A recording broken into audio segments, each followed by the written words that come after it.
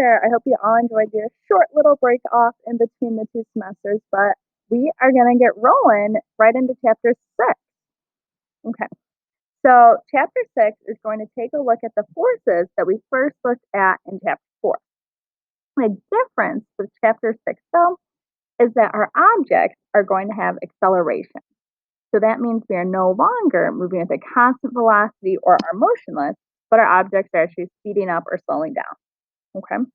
So our goal for today is to be able to predict the net force, mass, and acceleration of an object using Newton's second law. So we got a brief introduction to this yesterday in that simulation. Just to go over those different vocabulary words. Net force. This might look a little familiar from chapter 4. When we are talking about our net force, what we're talking about is the sum of all the forces acting on an object. And it is a vector. So that means we need to include direction.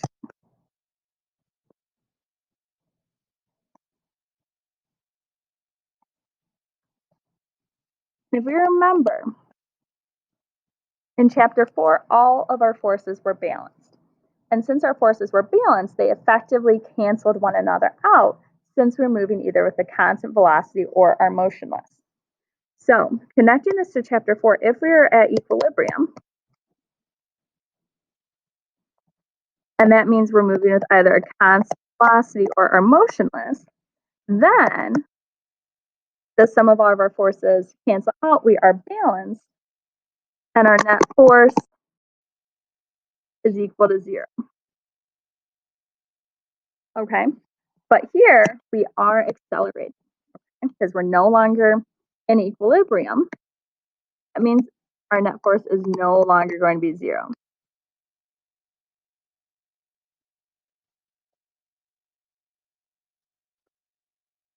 So that means our forces are now unbalanced and do not cancel one another out.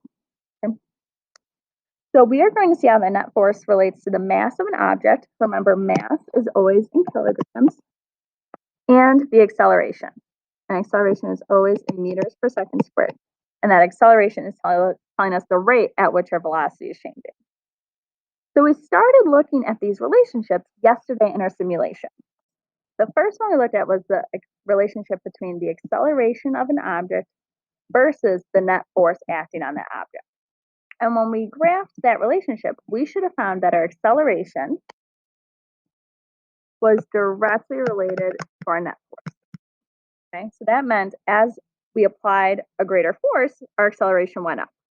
Okay, so since we had that direct relationship, we could write an equation for this line, which is y equals mx plus b. We always use that general format. Where here, because that is dependent on our net force, and that meant our net force was our x variable. So we had our acceleration is equal to some slope times our x variable of net force.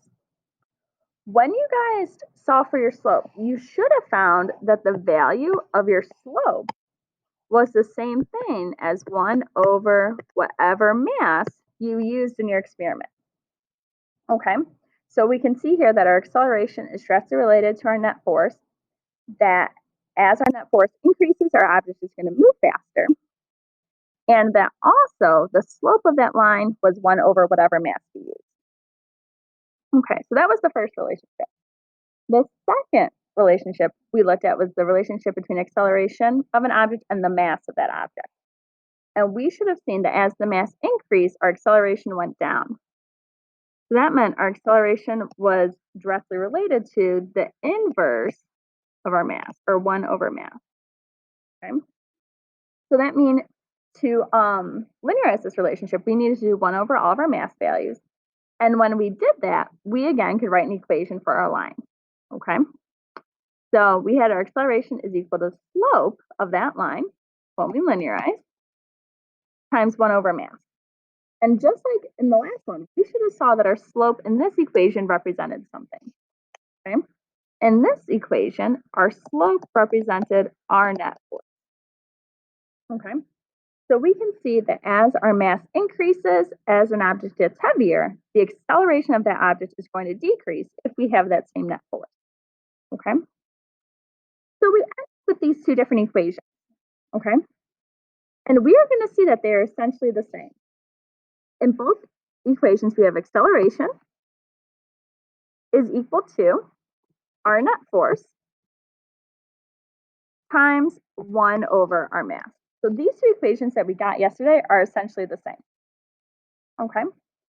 So if we were to rearrange this to get rid of our fraction, because we have acceleration equal to 1 over mass times our net force, what we can do is multiply by mass, and we are left with our net force is equal to the mass of an object times its acceleration. So F net equals ma. This is going to be a key equation in this unit, okay? Because it allows us to calculate the net force, the mass, or the acceleration of an object given the other value, okay? And again, the big ideas here is that our net force and our acceleration are directly related, okay? So as acceleration goes up, as our net force increases, the acceleration of that object will also increase.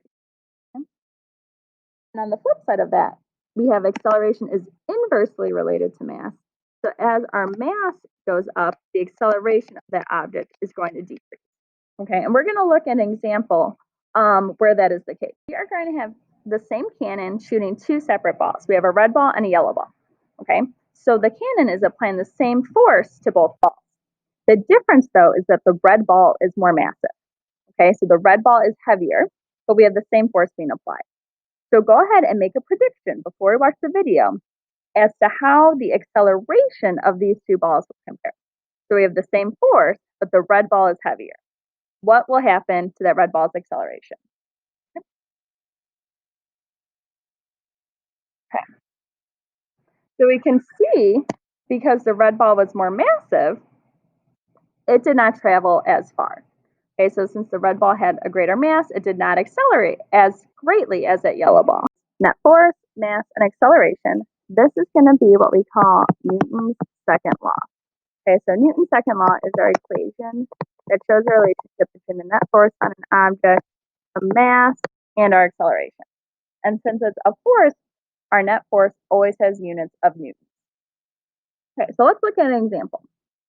So if we look at 2a, we have a block with a mass of 7 kilograms. On our force diagram, we have 26 newtons pulling to the right, 12 newtons pulling to the left. So when we want to find our net force, we want to find the vector sum of those two forces. So we're taking into account direction. Okay, so we have 26 newtons to the right. So we're going to consider that a positive value. To do that, we have to add 12 newtons to the left. And since it's pointing in the opposite direction or to the left, we're going to make that 12 negative. So to find our net force, we would do 26 minus the 12 newtons to the left. Okay, and that means for our net force here, we would find that we have a value of 14 newtons right. Okay, so net force, just find the vector sum of the forces acting on the object in the direction that it's accelerating. Okay, a key idea here is that acceleration and your net force, since they have a direct relationship, they're always pointing in the same direction. So that means if our net force is to the right, our acceleration is also going to be to the right. Okay? So when we're looking at our net force, we really only need to look at whatever direction we're accelerating. So since we're accelerating to the right or horizontally, we do not need to look at our vertical values here. Okay. So then we want to find at what rate is this object accelerating. Here we want to use Newton's second law. So F net is equal to mass times our acceleration. We already found our net force was 14 newtons, and it tells us that the mass of this object is 7 kilograms. So we'll have 14 is equal to our mass of 7 times our acceleration. So if we want to get acceleration by itself, we'll just divide each side by 7 and find that our acceleration is positive 2 meters per second squared right. Make sure you guys always include direction with your force and your acceleration since it's a vector quantity. Okay? But here, once we find our net force, we just divide by our mass to get our acceleration. And remember, if our mass was greater, that acceleration would be smaller because we'd be dividing by a bigger number. Likewise, if our mass was lower, then our acceleration would be greater. Here is that your acceleration does not tell us the direction of motion.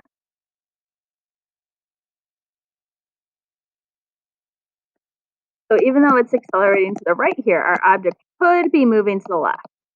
Okay, so remember, just like in chapter 4, how your free body diagram didn't tell you which way you were moving, same thing here. All your acceleration tells you is that your net force, your acceleration is to the right. We could be moving to the right and speeding up, but we could also be moving to the left and slowing down. Okay, we don't know which way we're moving here. For in your homework packet. This is an elevator problem, okay? These elevator problems are going to be a big theme for the first part of this unit. Okay, so good idea with all of these problems. Always draw your free body diagram first. Whenever we're looking at forces, draw your free body diagram.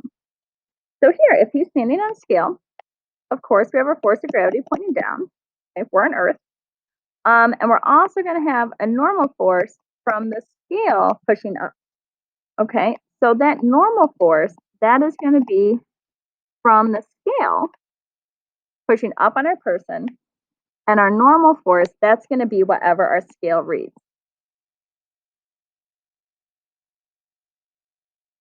Okay, so when you're weighing yourself or you're standing on a scale, what that's really telling you is the normal force pushing up on you. Okay, so initially, the elevator sits still. If we are sitting still, that means our forces are balanced, and our normal force and our force of gravity have to be equal to one another. Okay. So when we're still and our forces are balanced, it tells us the scale reads 802 newtons. Remember, that scale tells us our normal force. So on our free body diagram, we would put 802 newtons as that normal force. And since we're balanced, that means our force of gravity is also 802 newtons. This is useful because now, if we know our force of gravity, we can find our mass. Because we know force of gravity is equal to 9.8 times our mass. Okay, so here our force of gravity is 802. That's equal to 9.8 times our mass. So to get the mass by itself, we'll divide each side by 9.8. And we'll find the mass of our friend here is 81.84 kilograms. Okay, and remember, mass never changes. Okay, so the mass of our person is always going to be 81.84. Okay, so that's the first one. That's when we were sitting still. For B, now it says the elevator is accelerating upwards at 1.2 meters per second squared. So what that means is if we are accelerating upwards, now our free body diagram is no longer balanced. Okay, so our normal force and force of gravity are no longer equal.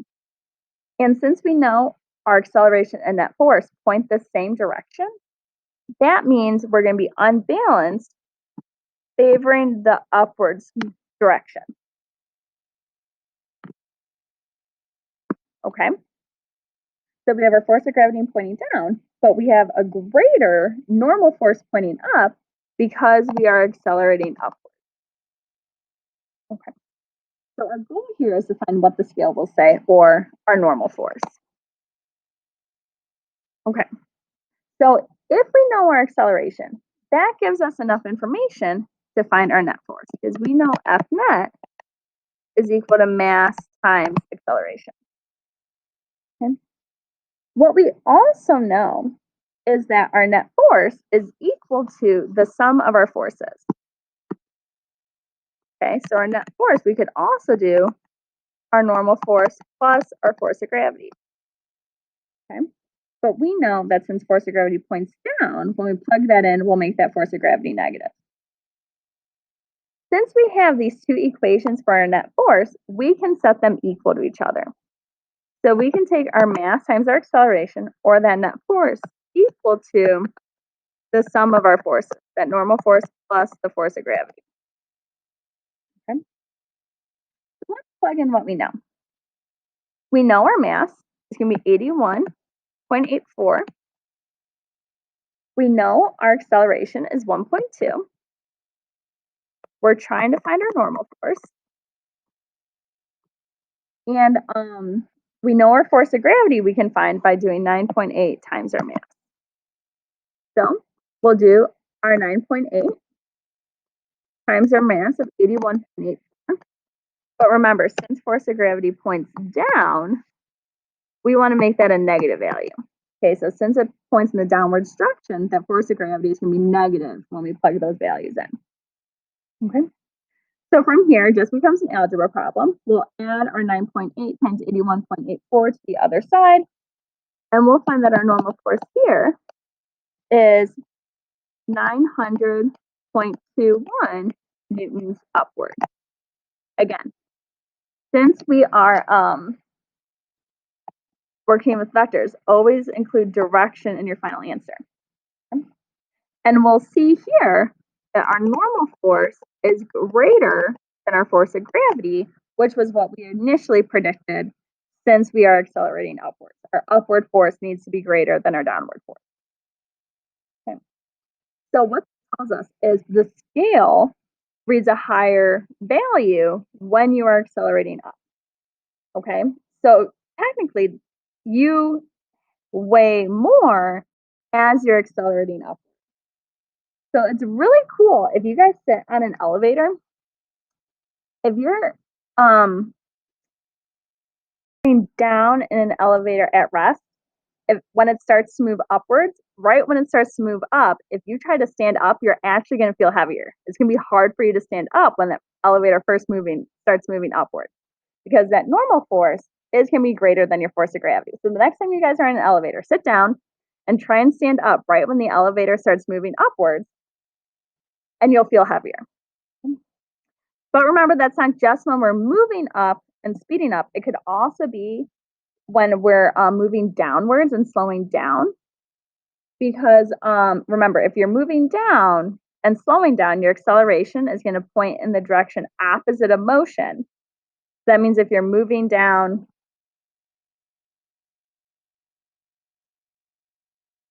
and slowing down, your acceleration is kind of working against you. Okay? You'll be accelerating upwards. So that's another time when you're on an elevator, it'll feel harder to stand up. So if you're sitting down on an elevator and it's moving downwards but coming to a stop, when you try and stand up, then it will also be more difficult. Okay, so all the fun you can have in an elevator. So in the next one, our elevator is nearing the roof. So our elevator is moving up. However, it tells us that it's slowing down. So if we're moving upwards and slowing down, that tells us our acceleration is pointing in the opposite direction of motion. Okay, so that means our acceleration is going to point downwards. Okay, and that's what's telling us, or that's what's slowing us down. Our acceleration is pointing in the opposite direction of motion. So our acceleration, it's not going to be just 0.8, it's actually going to be negative 0.8. Okay, so that means if we are accelerating downwards, in this case, it's going to be that force of gravity that's greater than our normal force. Okay, because we're accelerating downwards, our net force is also going to point down. Okay, so here again, we're trying to find our normal force. Okay, so when we find our net force, we're given our acceleration. So we know we can do mass times acceleration. But we also know that we can find our net force by finding the sum of our forces. Okay, so we'll have our normal force and that force of gravity acting in our direction of motion. Since these two are both equal to our net force, we can set them equal to each other. So mass times acceleration is equal to normal force plus our force of gravity. Okay? When we plug these values in, remember, since we're slowing down but moving upwards, that acceleration is going to be negative. So our acceleration is negative. Don't know our normal force. And then since force of gravity is pointing down, that's going to be a negative value. Okay, so negative 9.8 times our 81.84. So when we do our algebra here, we'll find that normal force is going to be equal to 736.53 newtons. Okay, because remember, when we're looking for what the scale reads, what we're really trying to find is that normal force. And here we can see that our normal force is less than our force of gravity. So what that means is when you're accelerating downwards, either moving up and slowing down, like we see here, or moving downwards and speeding up, you're actually going to feel lighter, okay, since that normal force is less than your force of gravity. Awesome. And we can see again, that's what we predicted. We're accelerating downwards, so we expect that downward force to be greater. All right. So then looking at D then here, it tells us the scale reads 720 newtons. So it tells us that our normal force is 720. So we have 720 newtons pointing upwards for that normal force. And then our force of gravity, that value hasn't changed throughout our whole problem. So that's still the 9.8 times 81.84, or our 802 newtons. Okay. When we want to find the acceleration, what we need to find is our net force.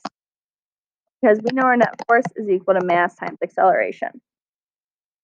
Looking at a free body diagram, again, in our direction of motion, we have our normal force and our force of gravity. So those are the two that we're going to want to look at. Since these are both equations for our net force, we can set them equal to one another.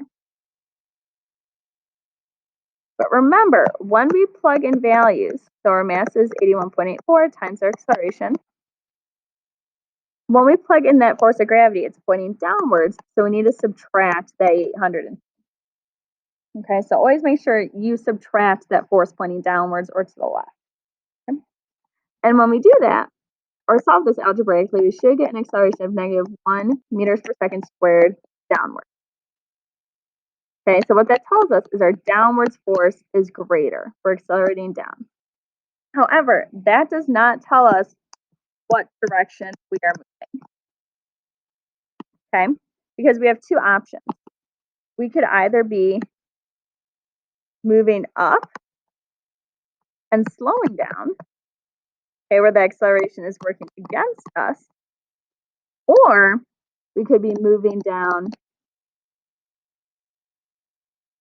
and speeding up, okay, where that acceleration is just adding to our velocity. Okay, so we have two options here. We don't know what direction we're moving, we just know the direction we are accelerating. Our car has a mass of 500 kilograms. We want to find the tension in the cable during part B and part C. For our purposes, to save time, we're just going to do part B. I know this is already getting kind of long. Okay, so here the difference is we are looking at our elevator and our friend as one system. So that means in that system, we have our 500 kilogram elevator and our 81.84 kilogram friend. So we're looking at it as one thing. Okay. So when we look at our free body diagram, we'll still have that force of gravity pointing down. But now, since we're looking at the elevator, it's going to be a force of tension pointing upwards. Okay. And if we look at part B, we found our acceleration in part B was a positive 1.2 meters per second squared.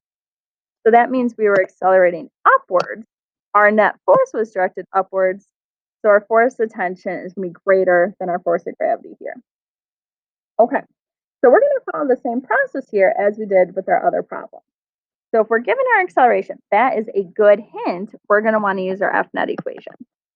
So we have F net is equal to mass times acceleration. This doesn't have our force of tension in it anywhere though, and that's what we're trying to find. We know we can also find our net force by finding the sum of our forces.